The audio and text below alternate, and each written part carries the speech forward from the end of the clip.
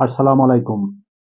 নতুন সরকার গঠন করার পরে মন্ত্রিসভার সদস্য এমনকি মন্ত্রিসভার প্রধান চেয়ারে বসতে না বসতেই তাকে পদত্যাগের জন্য আবার রাস্তায় নেমেছেন নেপালের বিক্ষুব্ধ জনতা। আপনারা জানেন যে কিছুদিন পূর্বে ৪ দিনের আন্দোলনের মাথায় কিন্তু নেপালের সরকার অলি প্রধানমন্ত্রী উনি কিন্তু পালাতে বাধ্য হন এবং সেই সাথে তার মন্ত্রিসভার সদস্যরা তারাও কিন্তু হেলিকপ্টারে ঝুলে পালিয়ে যেতে বাধ্য হন গণরোষের মুখে পড়ে। নেপালের ছাত্র জনতা যে বিজ্ঞপ্তির মুখে দেশ সরকারকে হটিয়ে তারা নতুন সরকারের প্রত্যাশা বা আশা করেছিলেন। তাদের কিন্তু মন মতো এই সরকারটা না হওয়ার কারণে তারা কিন্তু আবার রাস্তায় নামতে বাধ্য হয়েছে। এমনকি নতুন সরকারের প্রধান হিসেবে যিনি সুশীলা কার্কি এবং উনি তো সাবেক শিক্ষক এবং শিক্ষকের বিচারপতি। তারপরে উনি রাষ্ট্রপ্রধান হিসেবে শপথ নেওয়ার পরপরই কিন্তু তারা তাই সুশীলা কার্কিকে হটানোর জন্য বা সুশীলা কার্কিকে পদত্যাগ করানোর জন্য তারা কিন্তু আবার রাজপথে জড়ো হচ্ছে। তাদের অভিযোগ একটাই, যে সমস্ত এই মন্ত্রিসভার সদস্য করা হয়েছে তাদের সদস্য করার ক্ষেত্রে কিন্তু ছাত্র প্রতিনিধি বা ছাত্রদের সাথে তারা কোন রকম যোগাযোগ না করে তাদের ইচ্ছেমতো কিন্তু এই মন্ত্রিসভার সদস্য বানানোই তারা এই সিদ্ধান্ত নেন।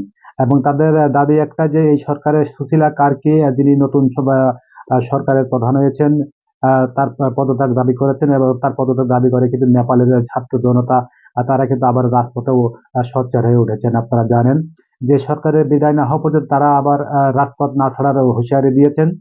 তাদের দাবি একটাই যে তাদের সাথে আলোচনা না করে তাদের ইচ্ছার বিরুদ্ধে কিছু মানুষকে বা যে মানুষগুলো বিগত সরকারের সাথে তারা কিন্তু দোসর করে আসছিল এবং সেই মানুষগুলো পুনরায় আবার এই সরকারের মন্ত্রিসভার সদস্য করার কারণে নেপালের ছাত্র জনতা পুনরায় কিন্তু তারা আবার রাজপথে সোচ্চার হচ্ছে।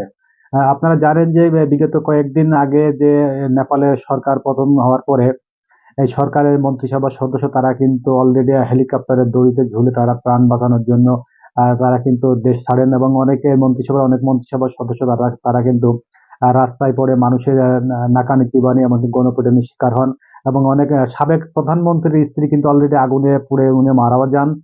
বা রাষ্ট্রীয় অতিথি ভবনে আগুন দেওয়ার পরে সাবেক প্রধানমন্ত্রীর স্ত্রী উনি কিন্তু আগুনে পুড়ে মারা যান।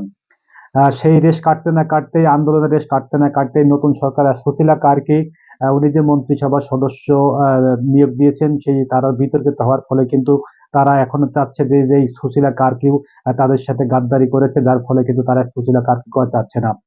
আপনারা জানবেন নেপালে কিন্তু বিগত ১৮ বছরে ১৪ বার সরকার পতন হয়েছে। আর এই ১৪ বার সরকার হওয়ার পতনের পেছনে রয়েছে কিন্তু সেটা আসলে সংখ্যাগরিষ্ঠতার অভাব। আপনারা সবাই জানেন নেপালে কিন্তু পিআর পদ্ধতি। সংখ্যানুপাতিক হারে কিন্তু বিভিন্ন দল থেকে এখানে প্রতিনিধি আসে মন্ত্রিসভার সদস্য। তাই ইচ্ছে করলে কিন্তু যেকোনো সরকার দীর্ঘস্থায়ী হতে পারে না। এখানে একটা সুবিধাও আছে আবার অসুবিধাও আছে যে বিরোধী দল বিশেষ করে যেকোনো দলের একটু কোনো ডিসিশনে তাদের ইচ্ছার বিরুদ্ধে গেলেই তারা কিন্তু মন্ত্রিসভা বা সরকার ভেঙে দিতে পারে।